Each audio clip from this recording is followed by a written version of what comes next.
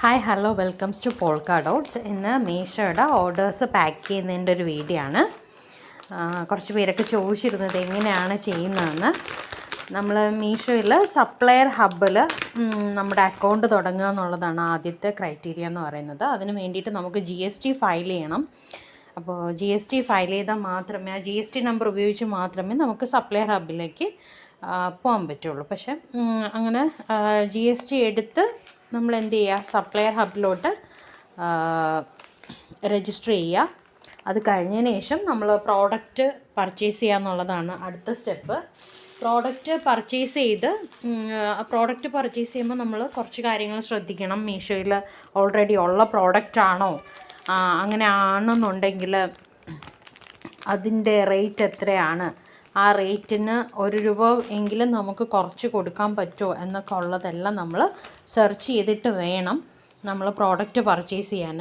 എന്ത് പ്രോഡക്റ്റ് വേണമെങ്കിലും മീഷോയിൽ നമുക്ക് എന്ത് ചെയ്യാൻ പറ്റും, സെയിൽ ചെയ്യാൻ പറ്റും. പിന്നെ ഈ കുർത്തിയുടെ ലിങ്ക് വേണമെന്നുള്ളവർ ഇതിൻ്റെ റേറ്റ് വന്നിട്ട് കണ്ടില്ല, 809 രൂപയാണ്. കഴിഞ്ഞ ദിവസമൊക്കെ പോയത് 819 രൂപയൊക്കെയായിരുന്നു. ഓരോരുത്തർക്കും ഓരോ റേറ്റാണ് വരുന്നത് കേട്ടോ. കാരണം നിങ്ങൾ നേരത്തെ പർച്ചേസ് ചെയ്തതിൽ ചിലപ്പോൾ കോയിൻസൊക്കെ അവൈലബിൾ ആണെങ്കിൽ അങ്ങനെ, പിന്നെ ഓൺലൈൻ പേയ്മെൻ്റ് ആണെങ്കിൽ അതിൽ കുറച്ച് ക്യാഷ് കുറയും. പിന്നെ ഡാമേജ്ഡ് ആണെങ്കിൽ മാത്രമേ റിട്ടേൺ പാടുള്ളൂ, അതിൽ വന്നിട്ട് റേറ്റ് കുറച്ച് കുറയും. അങ്ങനെ കുറച്ച് കാര്യങ്ങൾ വെച്ചിട്ട് നമുക്ക് ചിലപ്പോൾ റേറ്റ് ഇതിൽ നിന്നും താഴ്ന്ന് കിട്ടാൻ സാധ്യതയുണ്ട്. ഇതിൻ്റെ ലിങ്ക് ഞാൻ ഡിസ്ക്രിപ്ഷൻ ബോക്സിൽ കൊടുത്തേക്കാം. എനിക്ക് തോന്നുന്നത് മലയാളീസ് എൻ്റെ പ്രോഡക്റ്റ്സ് കാണുന്നത് വളരെ കുറവാണ്. ഇത് കണ്ടില്ലേ, ഇത് തമിഴ്നാടാണ് പോകുന്നത്. ഇനി ഒരെണ്ണമുള്ളത് ഇതാ കണ്ടില്ലേ, ആസാമിലേക്കാണ് പോകുന്നത്.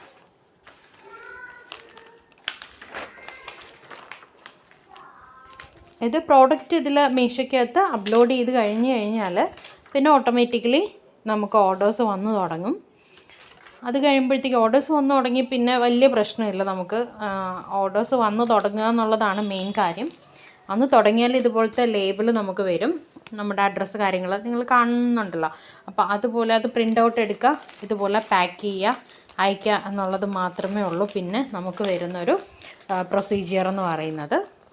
പിന്നെ ഇതിൽ കുറച്ച് റിസ്ക് പിടിച്ച കാര്യങ്ങളും ഉണ്ട്, ഇല്ലയെന്നല്ല. നമുക്ക് റോങ് റിട്ടേൺ ഒക്കെ ഒരുപാട് വരും. സൈസിൻ്റെ ഇഷ്യൂ കാരണം നമുക്ക് റിട്ടേൺ വരുന്നുണ്ട്. റിട്ടേൺ വരുമ്പോഴത്തേക്കും ആ റിട്ടേൺ വരുന്ന പ്രോഡക്റ്റിന് നമ്മുടെ നിന്നാണ് ഷിപ്പിംഗ് ചാർജ് പിടിക്കുന്നത്. അതായത് ഒരു പ്രോഡക്റ്റ് തിരിച്ച് വരുമ്പോഴത്തേക്കും ഏകദേശം ഒരു 150 മുതൽ 200 രൂപ അടുപ്പിച്ച് നമുക്ക് ഷിപ്പിംഗ് ചാർജ് നമ്മുടെ കയ്യിൽ നിന്ന് പിടിക്കുക. അതായത് നമ്മുടെ ലാഭം അതോടുകൂടി, ആ പ്രോഡക്റ്റിൻ്റെ ലാഭം അതോടുകൂടി പോയി കിട്ടും. പിന്നെ റോങ് റിട്ടേൺ ഇഷ്ടം പോലെ. നമ്മൾ വിചാരിക്കും നോർത്ത് ഇന്ത്യയിൽ നിന്നൊക്കെയാണ് റോങ് റിട്ടേൺ ഒരുപാട് വരുന്നതെന്ന് വിചാരിക്കും. പക്ഷേ ഒരിക്കലും അല്ല. എനിക്ക് കേരളത്തിൽ നിന്ന് തന്നെ, അതായത് ഞാൻ ട്രിവാൻഡ്രം. എനിക്ക് മണക്കാടെന്ന് പറഞ്ഞാൽ എനിക്കൊരു 10-15 മിനിറ്റത്തെ യാത്രയുള്ളൂ. ആ മണക്കാടെന്ന് വരെ എനിക്ക് എന്ത് ചെയ്തിട്ടുണ്ട്, റോങ് റിട്ടേൺ വന്നിട്ടുണ്ട്. അതായത് നമ്മുടെ പ്രോഡക്റ്റ് അങ്ങ് അവരെടുക്കും, കസ്റ്റമർ എടുക്കും. എന്നിട്ട് എന്ത് ചെയ്യും, അവരുടെ വീട്ടിൽ കിടക്കുന്ന ഏതെങ്കിലുമൊക്കെ വേസ്റ്റ് മെറ്റീരിയൽ പാക്ക് ചെയ്ത് തിരിച്ച് കൊടുത്തു വിടും. അങ്ങനെ വരുമ്പോൾ നമുക്ക് ഭയങ്കര നഷ്ടമാണ്. അതായത് അവർക്ക് ഫ്രീ ആയിട്ട് നമ്മൾ നമ്മുടെ കയ്യിൽ നിന്ന് ഷിപ്പിംഗ് ചാർജൊക്കെ കൊടുത്ത് എന്ത് ചെയ്യേണ്ടി വരും, പ്രോഡക്റ്റ് കൊടുക്കേണ്ടി വരും. അങ്ങനത്തെ ഒരു പ്രശ്നം കൂടി ഇതിനകത്ത് നമ്മൾ ഫേസ് ചെയ്യേണ്ടതുണ്ട്. പക്ഷേ ഒരുപാടൊന്നുമില്ല, ഒരു 10-30 എണ്ണമൊക്കെ പോകുമ്പോൾ ഇതുപോലെ കുറച്ച് ഒരു 2-3 എണ്ണമൊക്കെ റോങ് റിട്ടേൺ വരാറുണ്ട്. പക്ഷെ ഭയങ്കര ലോസാണ് നമുക്ക്. പിന്നെ മീഷോയുടെ മൂഡ് പോലെ നമുക്ക് ചിലപ്പോൾ ക്ലെയിം കിട്ടും, ചിലപ്പോൾ ക്ലെയിം കിട്ടില്ല. അങ്ങനെ കുറച്ച് റിസ്ക് പരിപാടികളും കൂടി ഇതിനകത്തുണ്ട്. ഇതാ കണ്ടോ, ക്ലിയറൻസ് സെയിലിലിട്ട 2 പ്രോഡക്റ്റാണേ. 2 പ്രോഡക്റ്റല്ല, ഒരേ പ്രോഡക്റ്റ് തന്നെ. ഇതിൻ്റെ മീഡിയം സൈസ്, എനിക്ക് ക്ലിയറൻസ് സെയിലിലിട്ടതിൽ മീഡിയം സൈസുള്ള ഒരു സാധനം പോലും പോയിട്ടില്ല കേട്ടോ. വളരെ കുറച്ച് 2-3 പീസൊക്കെ പോയിട്ടുള്ളൂ. ഇതും ക്ലിയറൻസ് സെയിലിട്ടാണ്. ഇതിൻ്റെ XL, XXL, ലാർജ് എല്ലാം തീർന്നു. മീഡിയത്തിൻ്റെ 2 പീസാണ് ഉണ്ടായിരുന്നത്. അത് രണ്ടും മീഷോയ്ക്ക് 2 ക്വാണ്ടിറ്റിയാണ് വന്നിരിക്കുന്നത്. ഇതാ നോക്കൂ, 2 ക്വാണ്ടിറ്റിയാണ് കേട്ടോ. വന്നേക്കുന്നത്. ഇത് ഈ പാക്കറ്റ് പാക്കറ്റ് ചെറുതാണ്, അതിൽ നിൽക്കുമോ എന്നുള്ളത് അറിയില്ല, എന്തായാലും നോക്കാം.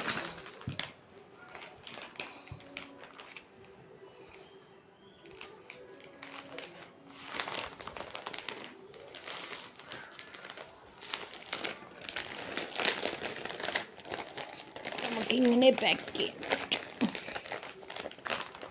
2 അയക്കുന്നുണ്ട്. ഇങ്ങനെ അയക്കാനും എനിക്ക് പേടിയാണ് കേട്ടോ.